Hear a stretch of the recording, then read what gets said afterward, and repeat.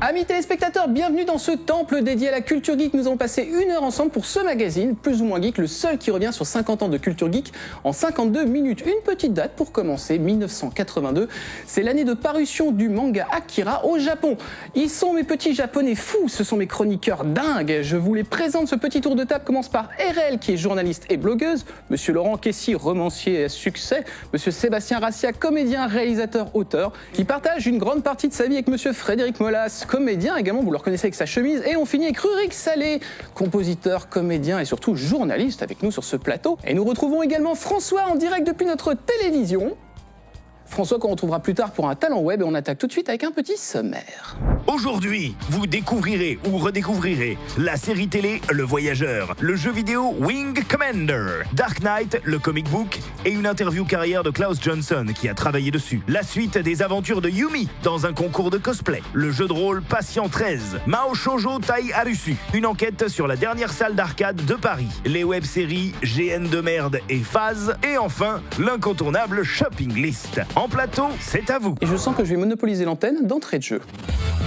Rubrique série télé avec David. Je vais vous avouer pourquoi j'ai eu beaucoup de mal à faire cette chronique, parce que cette série dont je vais vous parler, j'en ai un immense souvenir. Moi, en tant qu'enfant, quand j'ai regardé ça, je devais avoir 10 ou 11 ans, ça m'a traumatisé. Je me rappelle d'histoires incroyables et j'ai vraiment eu du mal à regarder les épisodes, mais je vais vous montrer le générique, je pense que ça va vous parler. J'adore la musique. Le rebelle sans la moto. C'est clair. C'est le rebelle qui est tombé en panne et la moto est garée à 20 bornes. Fitness. Donc c'est The Hitchhiker, c'est le voyageur en français. C'est une série qui a commencé sur HBO en 1983, qui va bifurquer après sur la chaîne USA. Ça dure jusqu'en 1987. Je crois qu'il cligne des yeux. Ouais, à un moment. Non, c'est vrai, je déconne pas. Alors, c'est peut-être pas là. Alors ce comédien-là est présent sur les 5 premières saisons, mais sur la première saison, c'était un autre voyageur qu'ils avaient viré parce que soi-disant, il n'était pas très charismatique. Il n'avait pas ses papiers. Celui-là est engagé parce qu'il était charismatique, mais de sources sûres dont je vous parlerai un petit peu plus tard, il n'était pas très bon comédien non plus. Donc le voyageur, c'est une anthologie, donc c'est chaque épisode, on a ce voyageur qui fait son petit autostop et à chaque fois qu'il passe dans un patelin, il va nous raconter une histoire un petit peu étrange, surnaturelle, un peu cul, parce que c'était la demande de HBO au départ. Ils ont dit voilà, nous on voudrait un truc avec de l'horreur, et puis si de temps en temps on peut avoir 1 ou 2 nichons qui passent, c'est pas mal. Ça n'a jamais changé. Jusqu'à Game of Thrones, c'est pareil.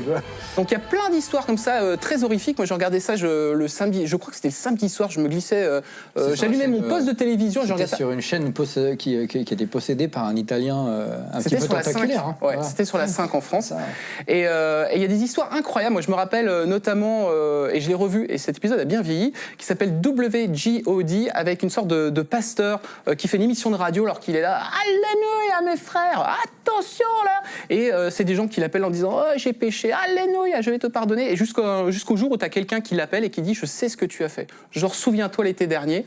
C'est joué très très bien par Gary Busey, dont je crois tu apprécies le travail. Et j'apprécie plus le travail du père que celui du fils, Jake Busey, qui a repris vaguement le rôle de Rodger Hauer dans Hitcher 2 et qui... Il est méchant parce qu'il fait comme ça. Ouais. Arrête de faire ton malin un peu. Ouais. Faut pas faire ça. Le professeur Rurik a toujours quelque chose à dire. Eh ben oui. Donc voilà, il y a eu quand même 85 épisodes, ça fait 26 minutes, ça passe assez rapidement. C'est très très dur à trouver en France. Il y a un coffret américain qui est, je crois, la seule source finalement qu'on peut avoir pour voir cette série.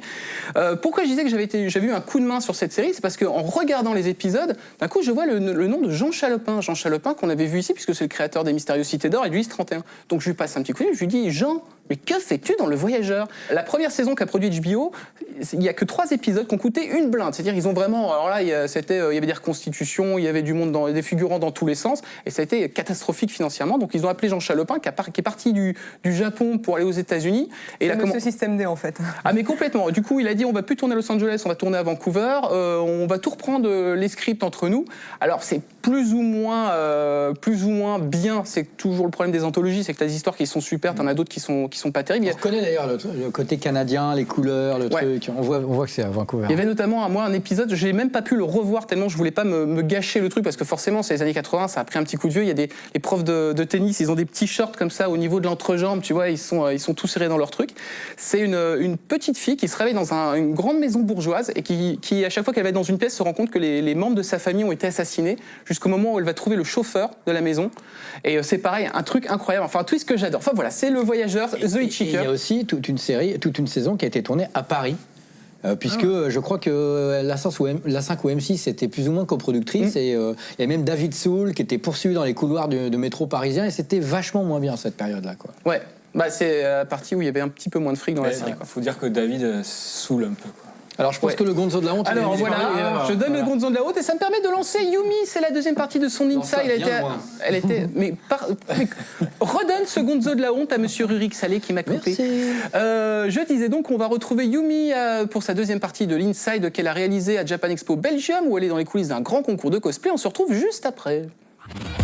Plongez au cœur d'un grand événement. Voici l'Inside. On est donc à la Japan Expo Belgium pour s'occuper un peu de cosplay. Et surtout les sélections belges pour l'European Cosplay Gathering qui va plus nous intéresser. Pour ceux qui auraient raté la première partie de l'Inside, Previously in the Inside, l'European Cosplay Gathering est un concours de cosplay européen. 3 à 4 représentants sont sélectionnés dans 11 pays européens. Vous avez commencé le cosplay depuis combien de temps? 1 an à peu près. 1 an et demi. Ouais, 1 an et demi aussi. Parce que l'ambiance en convention, c'est toujours c'est fun. Franchement, c'est super. Et franchement, quand on va dans les conventions, il y a beaucoup de photographes qui viennent nous voir et qui nous demandent de prendre quelques poses spécifiques pour faire des photos.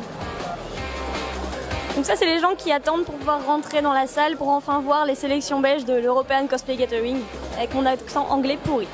Là, on est à la scène principale, on attend que le concours commence.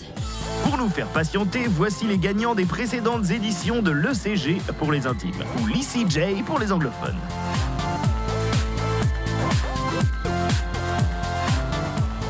Si nous allions faire un petit tour au niveau des stands avant que le concours commence. Tu peux venir ici pour essayer un cosplay. Et après ça, nous faisons une photo professionnelle de vous comme souvenir. Et comme ça, nous faisons du promotion pour le cosplay. C'est cool celui d'Alice au Pays des Merveilles quand même. Donc à la Japan Expo, on peut aussi acheter des cosplays plutôt que de les faire soi-même. Bon, moi j'ai une préférence pour les cosplays faits main totalement, mais bon après, pour ceux qui n'ont pas forcément le temps, il y a des costumes à acheter. Eh bien, tu vas être servi, Yumi, car nous revoici aux sélections où tous les costumes ont été créés par les petites mains de nos chers concurrents. La tension monte pour les candidats. Chacun donne le meilleur de soi-même pour épater le jury et la salle. Pour s'aider, le jury a en sa possession l'image du personnage dont le cosplayer est inspiré. Eh oui, le jury est comme nous. Il lui arrive de ne pas connaître certains personnages choisis par nos cosplayers. Ça me rassure parce que là, j'étais complètement perdu. Wow, mais c'est un truc de fou! Je ne pensais pas que le cosplay pouvait atteindre un niveau technique aussi complexe. Chapeau, l'artiste!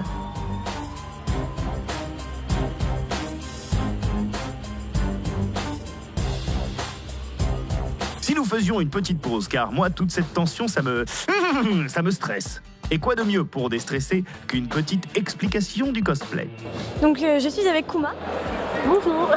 Donc est-ce que tu peux nous parler un peu de ton cosplay, déjà de où il vient? Oui, alors en fait c'est un cosplay tiré du jeu en ligne World of Warcraft. Donc c'est vraiment que du fait main? Exactement, alors c'est du tapis de sol quasiment exclusivement. Les seules choses qui ne sont pas en tapis de sol, ce sont les attaches parisiennes qui font les petits rivets. Et le manche de l'arme, il y a un petit peu de tissu, et ça c'est un simple manche à balai en fait. D'accord. Et ça t'a pris combien de temps pour le faire? Approximativement 5 mois je dirais à peu près. Étant donné que je travaille en fait tous les soirs en rentrant, je m'y mettais et voilà. T'as un conseil à donner pour ceux qui veulent faire des armures aussi imposantes? Oui, en fait il faut pas avoir peur. Au début j'avais vraiment peur d'essayer de me lancer.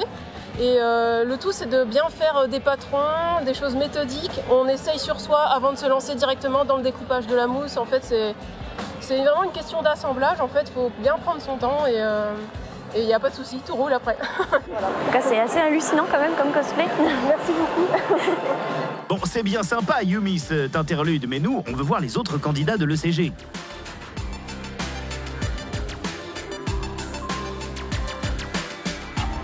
En plus des poses et costumes, les participants sont aussi jugés sur leur capacité à reproduire les scènes emblématiques de leur personnage.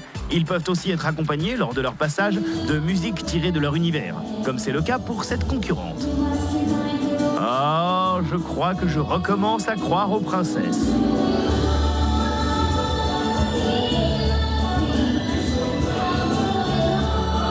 L'European Cosplay Gathering, c'est fini pour aujourd'hui. Nous découvrirons les gagnants pour représenter la Belgique dans le prochain Inside. Pour relâcher la pression, Yumi nous fait découvrir quelques spécificités de Japan Expo Belgium. Donc c'est des nekomimi, c'est des oreilles en fait qui s'agitent en fonction de l'activité cérébrale de la personne. Donc tu branches un capteur au niveau de ton oreille et après les oreilles qui bougent en fonction de tes humeurs. Donc par exemple quand ton cerveau se met actif parce que tu as vu quelque chose d'intéressant, ses oreilles elles se dressent. C'est trop mignon. Donc on peut prendre aussi un petit cours de langue japonaise à la Japan Expo. Donc là, sumimasen, donc excusez-moi. Sayonara! Yumi dont on retrouvera la fin des aventures lors de la prochaine émission et tout de suite on enchaîne avec notre duo en plateau, Fred et Seb. Rubrique jeux vidéo avec Fred et Seb. Moi, justement, je vais parler de Wing Commander. Wing Commander, c'était un mauvais film, mais c'était un très bon jeu. Alors, il y a eu une époque, sur PC, sur PlayStation, sur Saturn, c'était une époque où encore les cinématiques en 3D étaient très moches, où c'était vraiment, c'était vraiment la fin de la 2D, le début de la 3D, mais on faisait vraiment des trucs très laids. Et du coup, il y a eu une période qui a duré peut-être 1 an ou 2 ans, avant vraiment qu'on rentre dans les cinématiques en 3D, où on faisait appel à des acteurs, justement, et il y a eu une période... C'était du tournage live, quoi. Voilà, du tournage live sur fond vert, et c'était des gros acteurs, c'était pas les pectos du coin, et justement, on va regarder la cinématique, et vous allez tout de suite reconnaître, j'espère. Jean Gabin. Oh, bah dis donc. C'est le mec de Retour vers le futur. Exactement.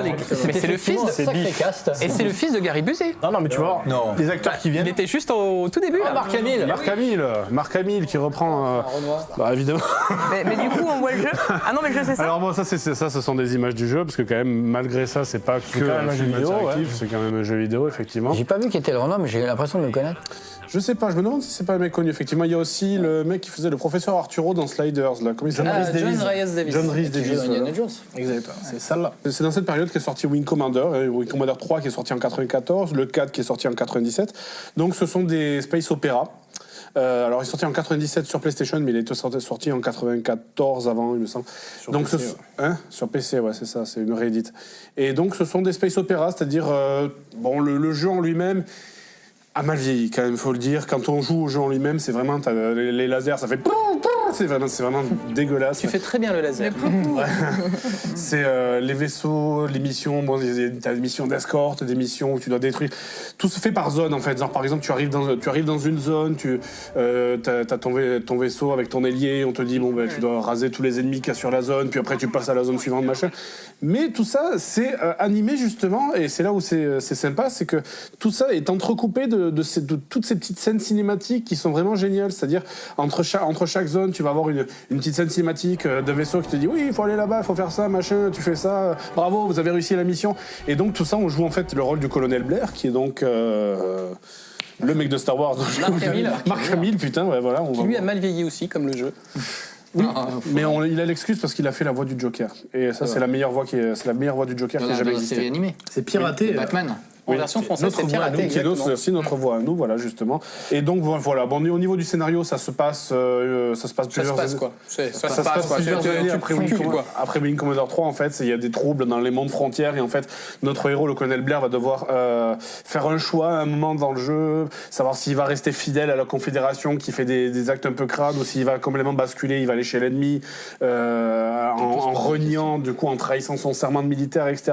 On est d'accord que les cinématiques, il y en a plusieurs dans le jeu, en fait. Il y en a énormément en fait, le jeu, le seul intérêt du jeu il est là en fait. Voilà, c'est ce que j'allais te demander, si t'enlèves les cinématiques, est-ce que le jeu tient ? C'est un shoot. Ça c'est le hochement de tête.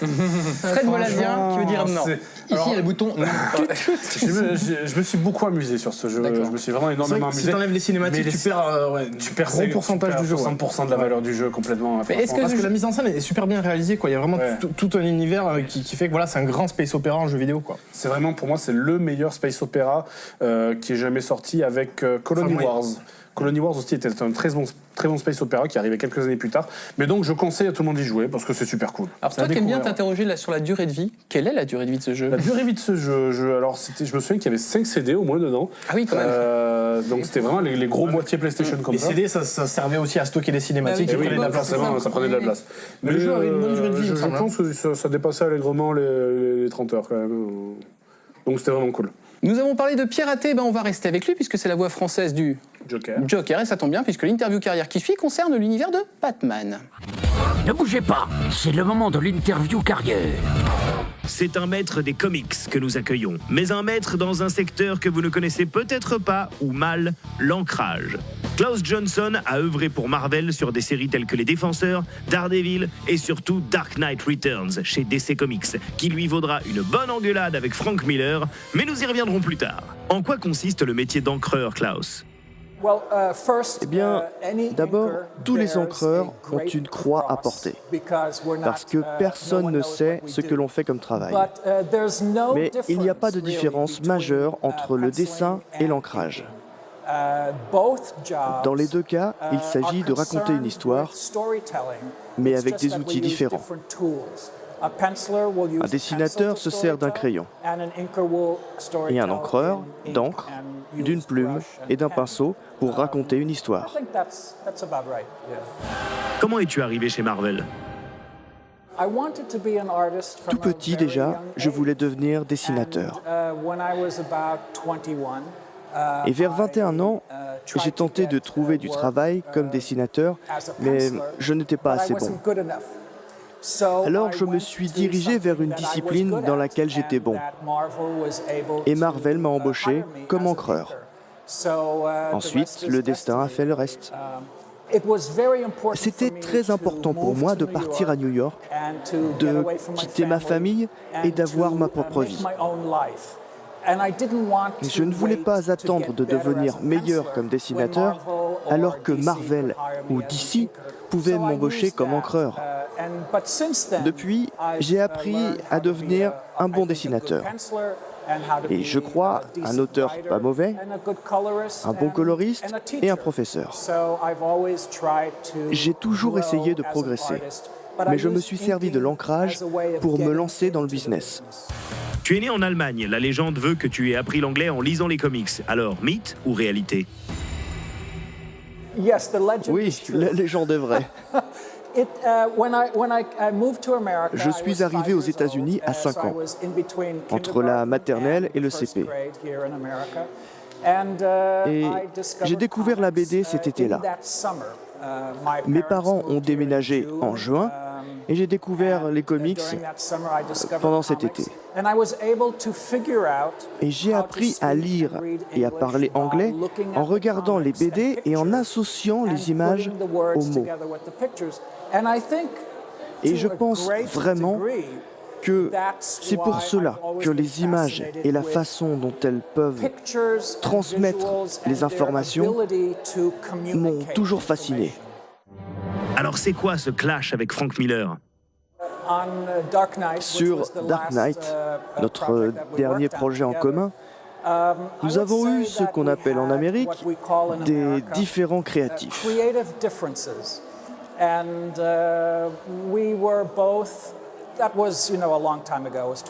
Mais c'était il y a 25 ans, nous étions bien plus jeunes. Et j'espère que nous sommes plus adultes maintenant.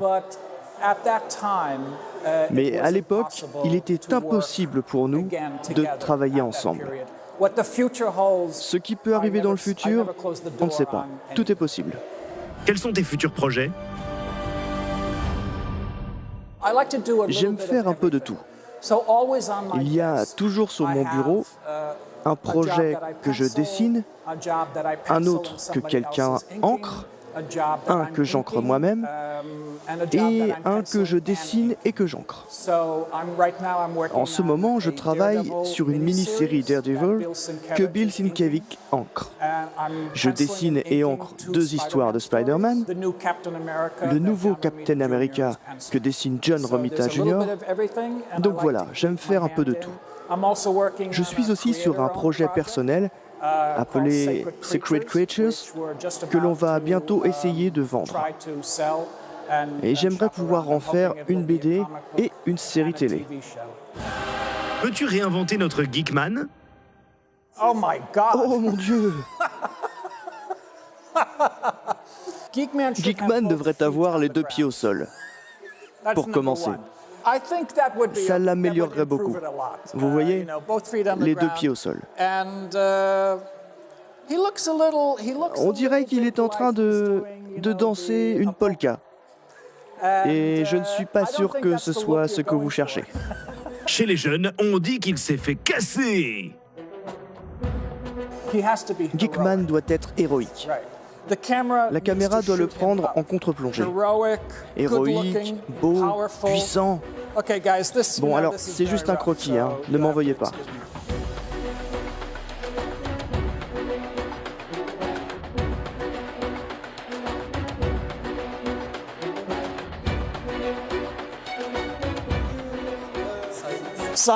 Que je signe. Et je signe aussi mes droits dessus, c'est ça?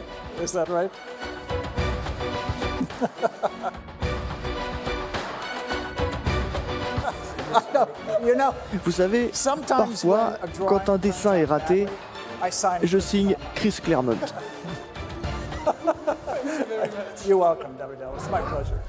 Klaus Johnson, donc tu m'as dit le plus grand bien. Un très bon encreur, ouais, il a bossé sur Punisher aussi, il dessinait Punisher. Là, il fait un peu de langue de bois, là. Je vais vous raconter dans ma chronique ce qui s'est passé. Et oui, car ça tombe bien parce que Laurent, juste après, va nous parler de quoi? De Batman Dark Knight. Rubrique BD et romans avec Laurent. Dark Knight, c'est Dark Knight Returns en anglais, le nom original. Mais tu sais que maintenant mon anglais est quand même à la limite du pourri. Hein. Returns. Donc c'est une BD de Frank Miller qui est sortie en 1986. On va regarder quelques images tout de suite du dessin animé inspiré par l'OAV, c'est pas un truc japonais. Qui est génial. Voilà. Ça c'est une des images iconiques. C'est pas la couve d'ailleurs de... C'est la couve d'un des tomes. La BD, donc c'est une mini-série en 4 volumes.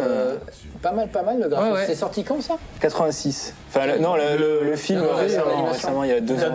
Le deuxième est sorti il y a quelques semaines. L'animation, par contre, elle est un peu sale. Parce que il y a quand même une certaine influence du dessin animé Batman des années 90 là. Je trouve que là-dedans, 92. Ouais. Mais de toute façon, Frank Miller, quand il a sorti Dark Knight en 86, il a complètement réinventé Batman.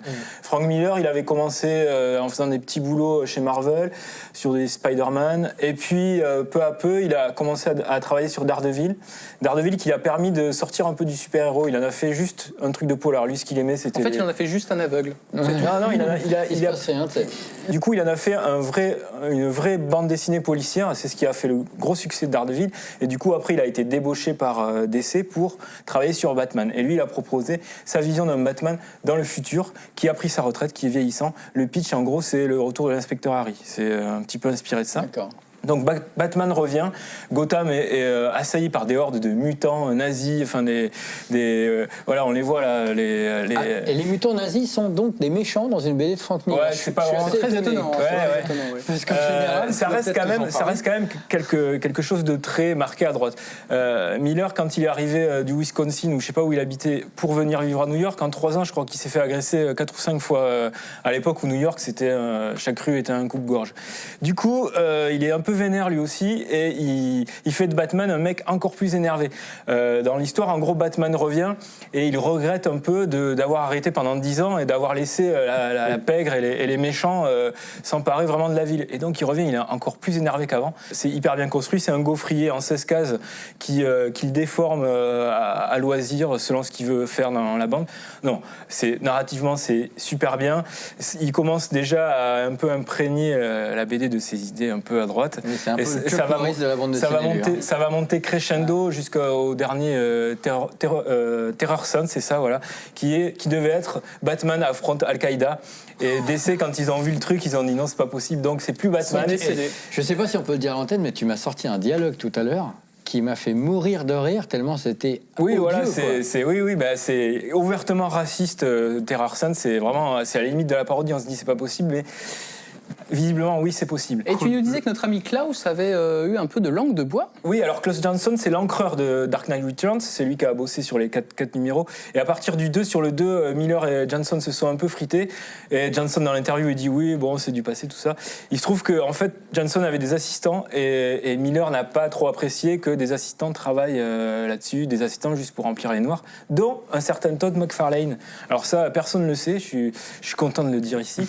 Il est fier. Il est fier. Regardez ce petit visage fier du chroniqueur qui est content de son truc. McFarlane a dit oui, j'ai fait des noirs, j'étais assistante de Klaus Johnson sur Dark Knight Returns. Une dernière anecdote, parce que c'est mon Steven Seagal à moi. À Frank Miller. Oui, il ne connaissait pas.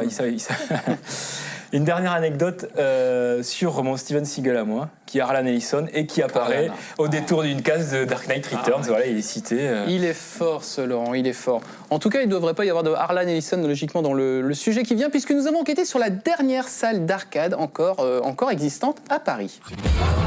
N'allez surtout pas aux toilettes. Voici l'enquête geek. Elles ont presque complètement disparu. Je ne parle pas des girafes, des mamans pandas ou autres espèces en voie de disparition, mais bel et bien des salles d'arcade. Rappelez-vous, cette ambiance sonore à vous décoller les tympans, tout votre argent de poche qui disparaissait dès que vous voyiez inscrit les mots « Insert Coin ». Nous vous emmenons sur les traces de la toute dernière salle parisienne, la tête dans les nuages. Comment a-t-elle vu le jour ? La tête dans les nuages a quasiment 20 ans d'histoire. Elle a été créée initialement par des entrepreneurs qui ont eu envie d'importer le concept des salles d'arcade nippones en France durant la décennie. Aujourd'hui, elle s'affirme en tant que centre de loisirs et non plus salle d'arcade. Est-elle fréquentée par des ados ou des nostalgiques ? Nous avons un public très hétéroclite. On peut aller du jeune ado qui vient seul ou en groupe avec tous ses copains, jusqu'aux grands-parents qui amènent leurs petits-enfants, en passant par le jeune cadre dynamique qui vient se défouler le temps d'une pause déjeuner. C'est à peu près la 10e fois que je viens à la tête dans les nuages et il y a beaucoup de sortes de jeux différents, ce qui fait qu'on s'ennuie pas quand on vient avec des amis pour fêter un anniversaire par exemple, c'est quand même vachement sympa. Quels sont les jeux qui cartonnent encore ? Pour la simulation, vous avez le Mini Rider 3D. Pour les jeux de force, vous avez le traditionnel hammer, vous avez le coup de poing, vous avez le bras de fer qui est notre dernier jeu en acquisition. Pour les jeux de tir, vous avez House of the Dead, Operation Ghost, Let's Go Jungle, Dead Storm Pirate. Et puis vous avez toujours les traditionnels jeux de loisirs qui sont le jeu de palais, le mini bowling et le jeu de basket. Amis joueurs, quels sont vos jeux préférés ? Moi j'aime bien les jeux de réflexe. Moi je suis très jeu de bagnole. Moi j'aime bien les jeux de tir. Moi je joue vraiment déjà à tout et n'importe quoi, alors en jeu d'arcade, tant que je joue avec quelqu'un d'autre, ça me plaît. Quel a été le plus gros travail sur cette salle d'arcade ? Nous avons fait une rénovation intégrale du site principal de la marque, la tête dans les nuages. Donc le site a retrouvé une certaine jeunesse.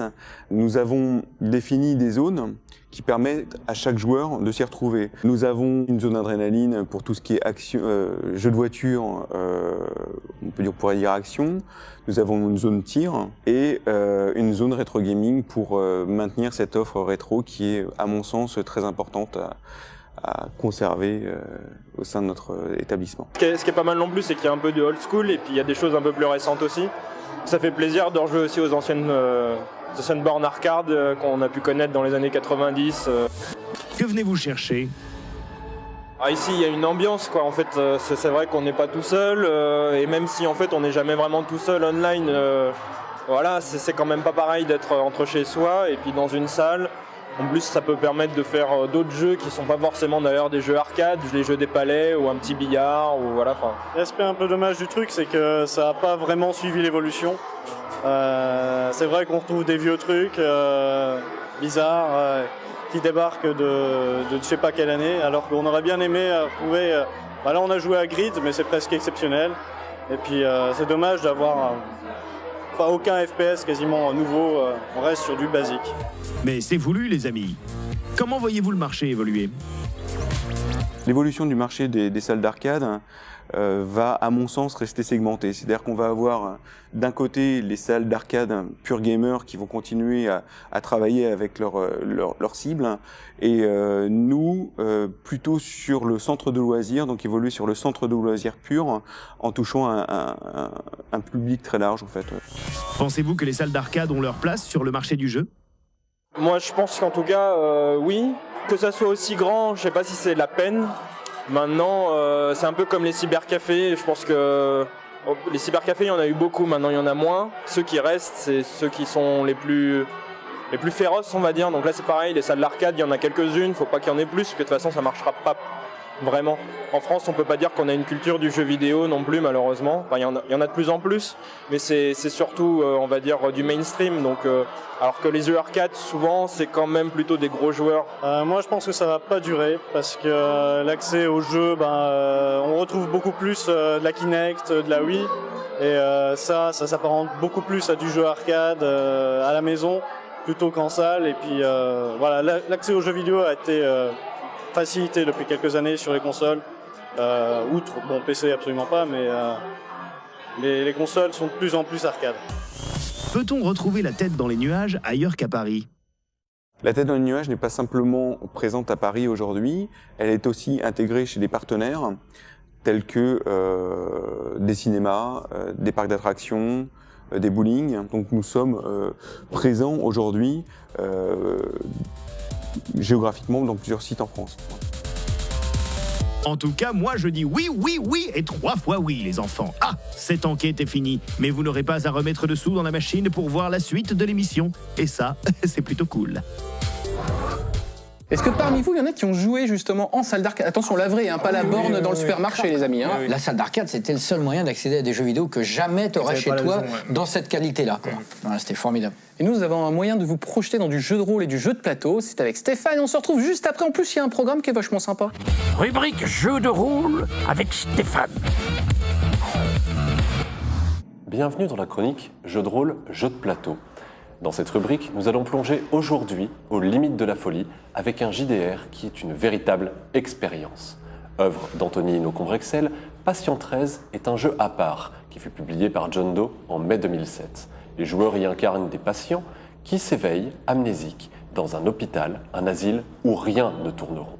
Dès lors, entre tentative d'évasion, effort de survie, rencontre improbable et quête d'identité, une question devient omniprésente. Le personnage est-il fou ? Ou bien est-ce l'hôpital qui abrite réellement des phénomènes paranormaux et des médecins sadiques? Un jeu à ne pas mettre entre toutes les mains. La partie commence. Déjà, le joueur paraît complètement perdu. Il n'a pas créé de personnage, il n'a pas de feuille de PJ devant lui, juste une feuille blanche. Le maître de jeu profite clairement de son avantage. Il lui décrit crûment son réveil dans une chambre inconnue, la prise de médication sous haute surveillance, l'environnement absolument lugubre. Une fois sous médication, le personnage du joueur est sommé de tirer un ticket dans une boîte. Les infirmiers se font menaçants. Le maître de jeu lui demande de lancer les dés. 42, c'est le numéro qu'il vient de tirer et désormais c'est son nom. Il le portera pendant plusieurs aventures. C'est la première information que le joueur reçoit et peut noter sur sa feuille blanche. Il le fait avec un peu d'avidité. Les médecins partent. Quelques minutes plus tard, des hurlements résonnent à travers les murs de l'hôpital. Quelqu'un a tiré le numéro 13. Henri reprend du poil de la bête. Laissé seul dans la pièce, 42 prend les choses en main. Il commence à découvrir les lieux, son nouvel environnement, fouille l'armoire, regarde sous le lit, découvre un petit peu les choses. Le joueur, pendant ce temps, pose d'excellentes questions comme « Dans quelle langue je parle ? Est-ce que j'ai des signes particuliers ?» Puis, le maître de jeu fait une pause pour un moment extrêmement important. L'arrivée de 42, le personnage, face au miroir. Là, le personnage d'Henri se regarde, mais ne reconnaît pas le visage qu'il découvre face à lui. C'est un excellent début. 42 vient de découvrir le règlement de l'hôpital. Il est interdit de demander le nom du directeur. Les sanctions intègrent le lit à clous, la camisole, un truc qu'ils appellent l'abîme. C'en est trop. Le joueur annonce que son personnage, 42, pète un plomb, se met à gueuler, tape dans les murs. Le MJ n'est pas vicieux. Et c'est donc un gentil patient, aux allures de bon monsieur, qui s'approche le premier de 42 pour le calmer, et non une blouse blanche qui viendrait pour le corriger. Le monsieur va donner au PJ quelques conseils pour survivre en ces lieux. Il se présente, son nom est Passe-Passe. Une blouse blanche approche quand même. Elle annonce à 42 que vient l'heure de sa consultation. La descente aux enfers continue pour 42. Regardez la tête du joueur, d'Henri, quand le maître de jeu lui demande très sérieusement le nom de son personnage, ses souvenirs d'enfance, bref, des choses qu'il ignore. Henri a une réaction intéressante. Il bluffe, il donne un faux nom et de fausses informations. Et le médecin le reprend immédiatement. Le maître de jeu, lui, repose la question. Puis il passe à autre chose. Le maître de jeu montre un Rorschach à Henri et lui demande, une nouvelle fois très sérieusement, ce qu'il en pense et ce qu'il voit. Le joueur n'est qu'au début de ses surprises. Gavé de médicaments, le personnage repart. Passe-Passe l'attend dehors. Tandis que 42 avance dans les couloirs avec son nouveau copain, le maître de jeu décrit rapidement les lieux déjà visités par le joueur, mais en ajoutant quelques détails dérangeants qui n'étaient pas là jusqu'alors. D'ailleurs, des blattes et des cafards commencent à s'accumuler sur les murs. Pendant ce temps, Passe-Passe parle. À la loterie du matin, quand quelqu'un tire un numéro, ce numéro devient son nouveau nom. Quand quelqu'un tire le 13, il est emmené par les infirmiers et on ne le revoit jamais. Heureusement, Passe-Passe a un plan. Passe-Passe veut s'évader, et l'aide de 42 est la très bienvenue.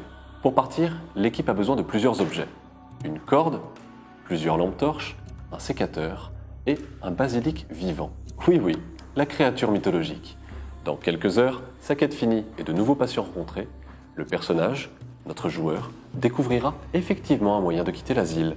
Un moyen extrêmement peu ragoûtant. Patient 13 n'est vraiment pas un jeu à mettre entre toutes les mains.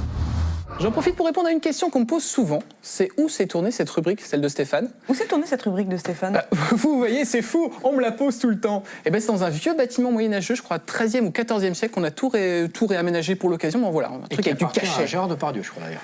Ouais, on a tourné en Russie. Allez, elle n'est pas russe, puisque ce qu'elle aime, c'est le Japon. C'est tout de suite CRL. Rubrique culture japonaise avec RL. Exceptionnellement, je vais vous parler d'une œuvre qui n'est pas disponible en France et c'est vraiment dommage. Ah, parce que tout ce que tu nous as fait cette année était dispo. Ah, d'accord. Mais je fais un effort, tu vois, pour que ce soit ouvert à tout le monde.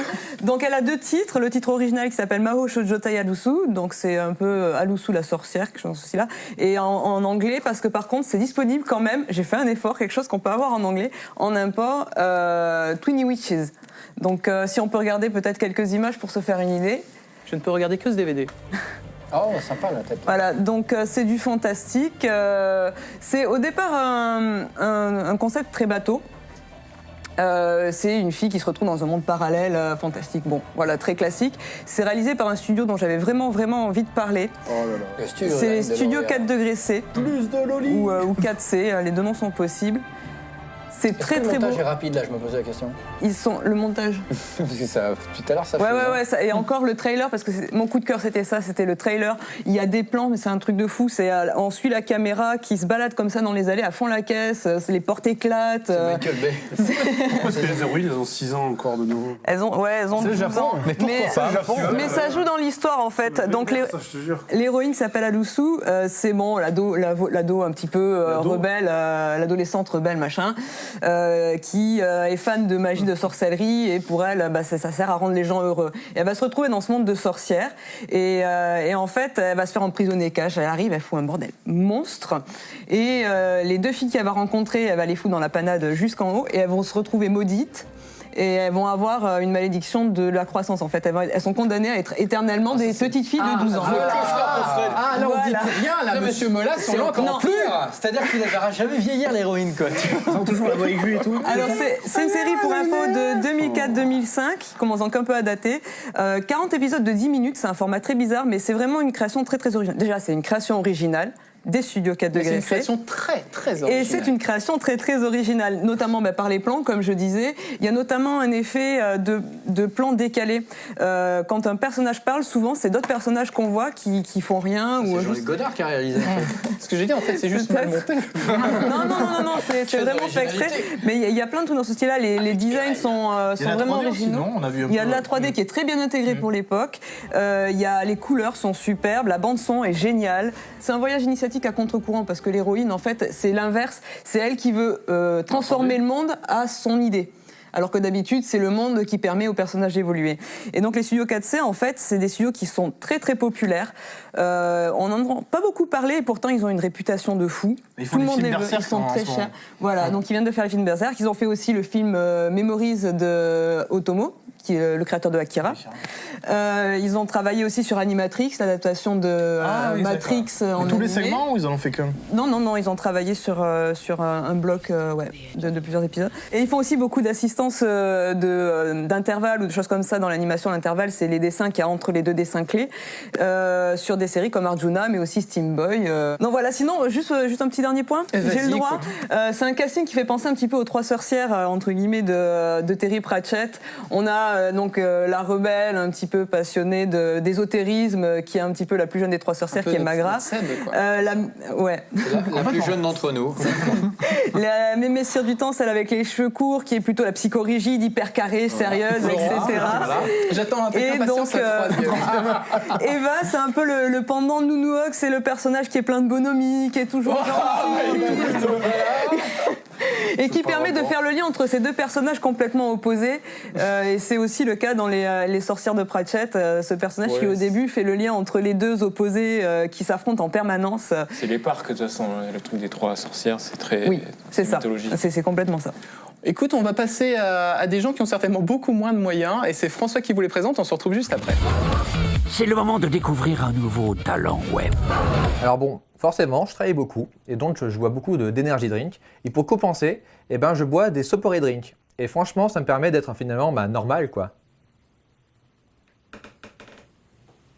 Les amis, ce n'est pas une web-série que nous allons vous présenter, mais deux, mais avec la même équipe derrière. Mais ils sont deux! Vous suivez? Eh bien moi j'ai abandonné. Focus sur deux web-séries qui montent. GN de merde, basée sur des jeux de rôle grandeur nature que vous a déjà présenté Stéphane précédemment dans Plus ou moins Geek. Et quel est le pitch de la deuxième phase? Alors phase, c'est le front anti-zombie. C'est une web-série sur comment survivre en milieu hostile. Et c'est la bande de Técos de GN de merde. En fin de compte, on est parti du projet GN de merde. Et la bande de Técos est partie sur un autre projet. Donc voilà, c'est la même équipe qui fait GN de merde et qui fait les phases. Mais je préfère que le réal des phases, Grégoire Cauchois, t'en parle en direct. Bonjour. Voilà, le réalisateur des phases. L'idée est venue après maints jeux de rôle et grandeur nature, et puis beaucoup d'imagination, et puis plein de copains. Et puis une passion certaine pour les zombies, bien sûr. Quel est le format de la série Phase? Alors non, on ne fait pas les choses comme les autres.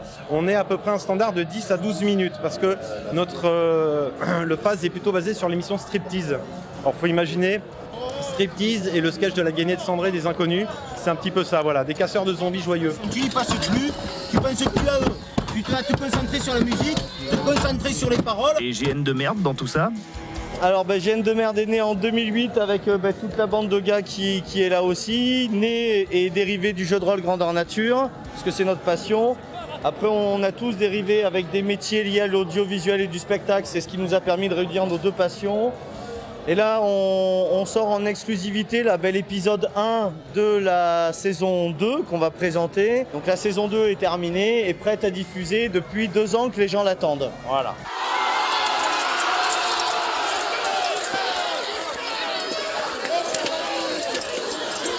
Comment se passent les tournages?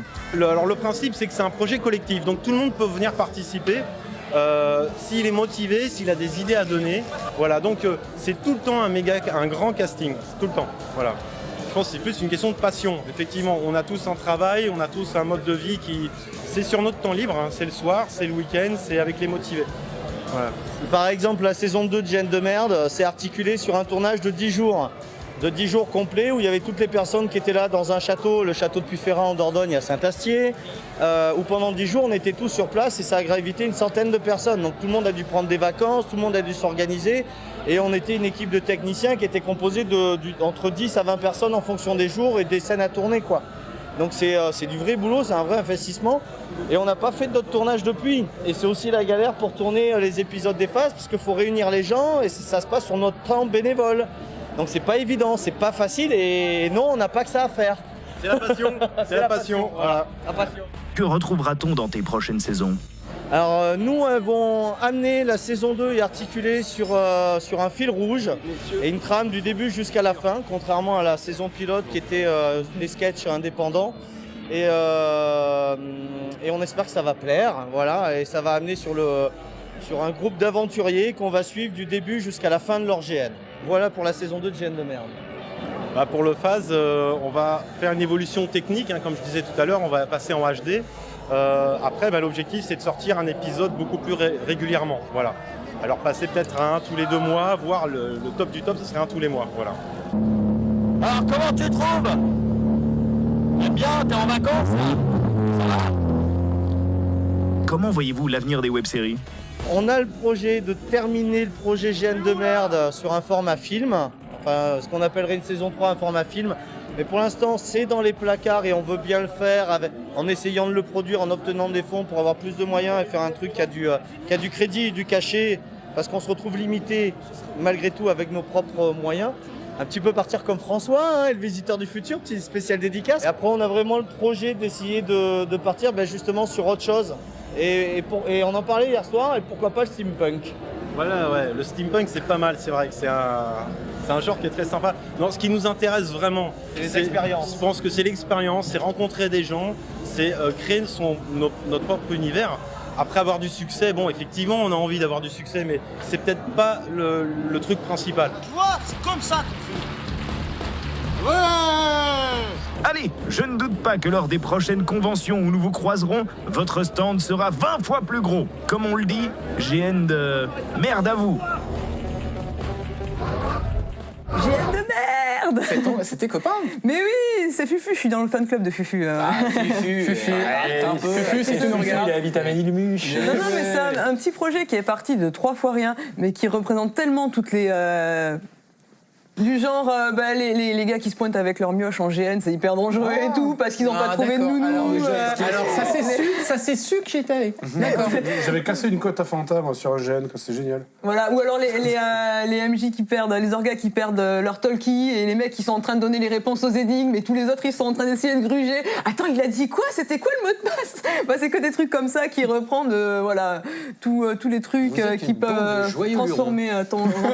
Vous êtes des joyeux drilles. En parlant de joyeuderie, tout de suite, Franck pour la shopping list. Tout de suite, la shopping list. Ouais yo, bonsoir à tous et bienvenue dans cette nouvelle shopping list. Est-ce que vous êtes tous chauds ce soir? J'ai pas entendu. Est-ce que vous êtes tous chauds ce soir? Ok, c'est parti, on balance. The Cave est un jeu de plateforme coloré qui nous transportera dans une caverne gigantesque qu'il va falloir traverser sans encombre. Le joueur constitue une équipe de 3 personnages parmi 7 disponibles. Ensemble, ils doivent explorer une caverne renfermant l'objet de leur désir, mais ils seront bien surpris par le destin qui les attend. Oh. Les chroniques d'un maladroit sentimental, c'est chez Vent d'Ouest. C'est l'histoire de Gérard, un homme qui n'a pas beaucoup de chance avec les femmes, jusqu'au jour où il va rencontrer Florence, la belle Florence. Enfin bref, Gérard n'hésite pas à s'adresser directement à nous ou interagit avec d'autres personnages qui peuplent son imaginaire et qui ne l'aident pas souvent à prendre les meilleures décisions. Stardust Crusader chez Tonkam, l'histoire de Rotaro, un jeune voyou qui dispose d'un immense pouvoir enfui en lui, et son grand-père lui explique qu'il s'agit d'une sorte de matérialisation de son esprit. Grâce à cette force intérieure, il va devoir se confronter à un terrible vampire qui s'était opposé à ses ancêtres. Tiens, moi je me demande à quoi ressemble ma force intérieure.